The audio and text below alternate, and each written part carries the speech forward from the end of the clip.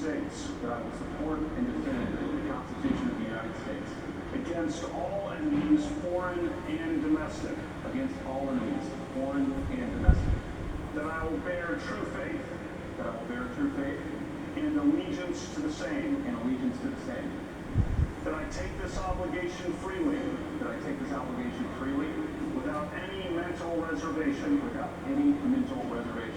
or purpose of evasion, and that I will well and faithfully discharge, the duties of the office, on which I'm about to enter, So help me God, Congratulations, Mr. Vice President.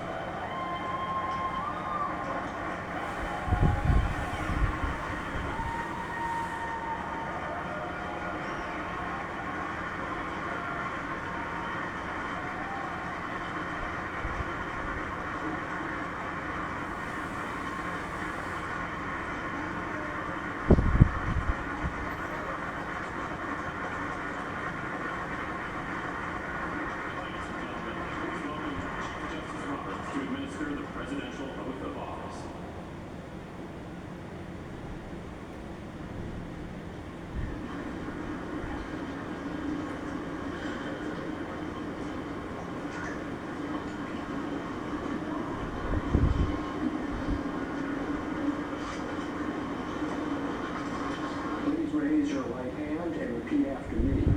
I, Donald John Trump, do solemnly swear. I, Donald John Trump, do solemnly swear that I will faithfully execute the office of President of the United States, and will, to the best of my ability, preserve, protect, and defend. The Constitution of the United States. So help me God. Congratulations.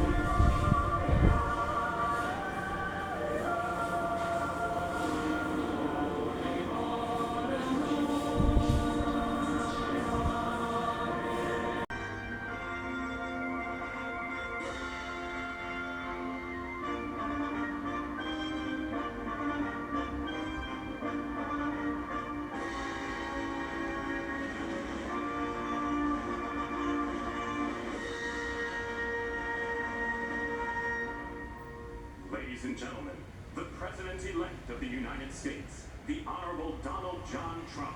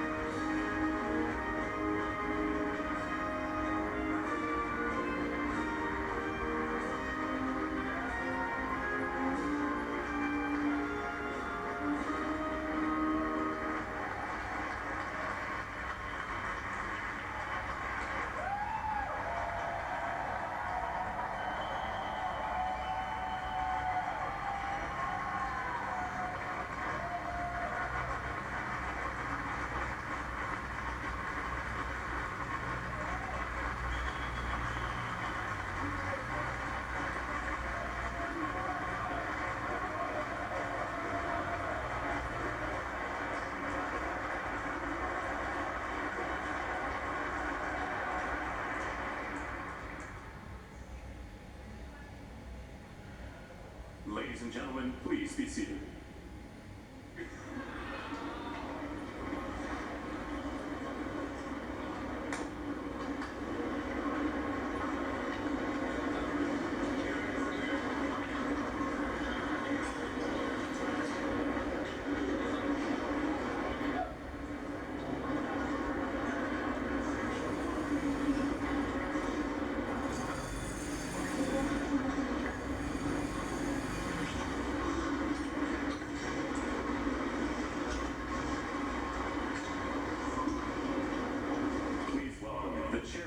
Joint Congressional Committee on Inaugural Ceremonies, the Honorable Amy Klobuchar.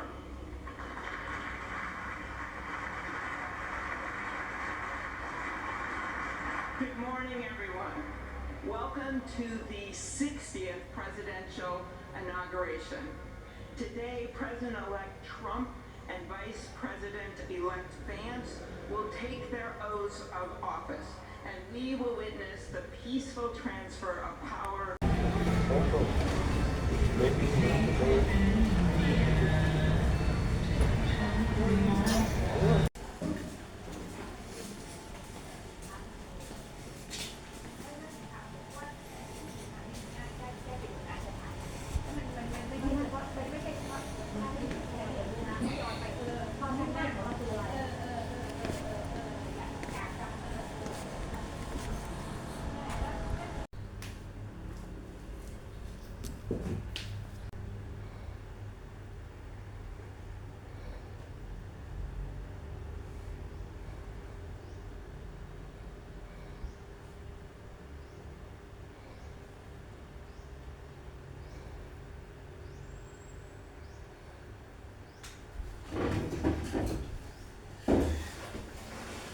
곳에 25cm 이상, 서울과 인천에도 3에서 10cm의 눈이 내려 쌓이겠습니다.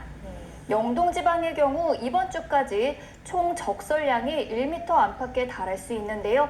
시설물 피해와 안전사고가 없도록 철저히 대비해 주셔야겠습니다. 네, 아무래도 연휴다 보니까 좀 운전하시면서 어디 가시는 분들 많으실 것 같은데 눈길 운전을 하게 되면 좀 주의사항이 필요할 것 같은데요.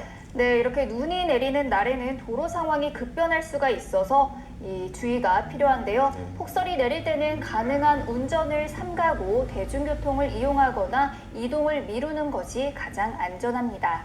만약 운전을 해야 한다면 몇 가지 주의 상황을 알아두면 좋은데요. 먼저 출발 전에는 타이어의 마모 상태나 라이트, 와이퍼 등이 잘 작동하는지 차량 상태를 철저히 점검해야 하고요. 필요하다면 겨울용 타이어나 체인을 준비하는 게 좋습니다.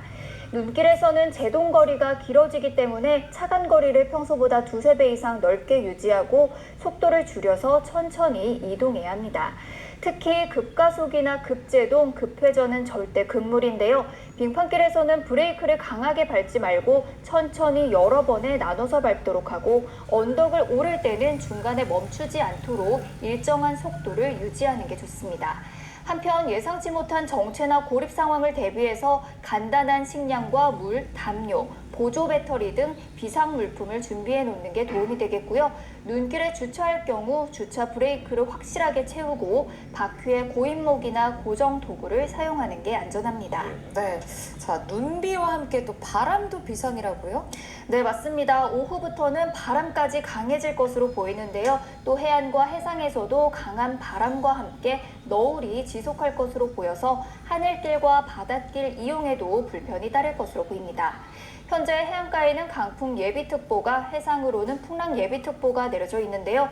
오후부터는 특보가 점차 발효될 것으로 보이니까요. 항공기와 여객선 결항과 지연 여부를 미리 확인하시는 게 좋겠고요. 밤사이 서해안을 중심으로는 기상해일이 발생할 가능성이 있는 만큼 해안가 안전사고에도 유의하셔야겠습니다. 또 오늘 낮까지 남부와 제주 곳곳으로 안개가 짙게 끼겠는데요. 청주공항을 비롯해서 광주, 무안, 여수, 사천과 제주공항에는 저시정 경보도 발효 중인 만큼 항공교통 이용객들은 참고하셔야겠습니다.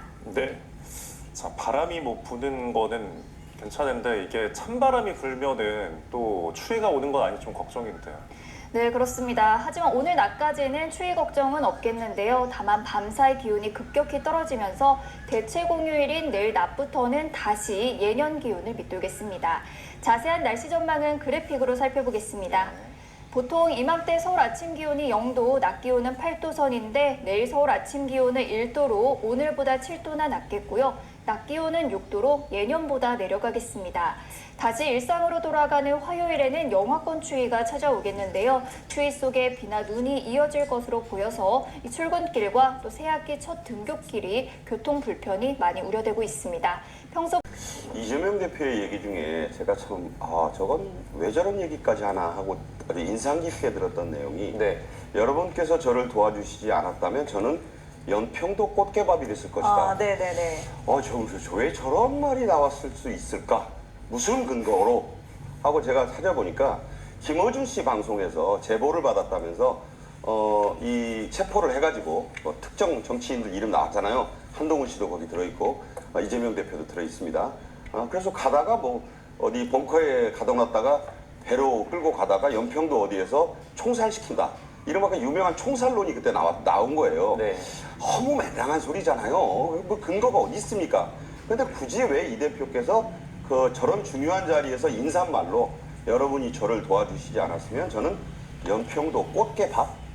굉장히 섬뜩하고 그렇죠. 굉장히 들을 때 사람들이 왜 저러지? 하는 그런 생각이 저는 들었어요.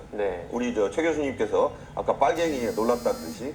자, 그래서 어제 집회들은 각자 듣고 싶은 얘기를 듣고 싶은 사람들이 그 집회에 가서 속풀이를 좀 한 것이다. 아까 말씀드렸지만 그 여의도 집회를 취재한 기자들을 보니까 일가족 단위로 오신 분들이 많더라고요. 일가족 단위로. 5인 가족이 오셨다. 그럼 5인 가족이면 10대부터 70대까지 오셨다는 거예요. 그게 과연 특정 무슨 기독교 단체가 하얀 양복 입고 하얀 구 드시는 분들랑 올라가서 한 집회는 아니었다.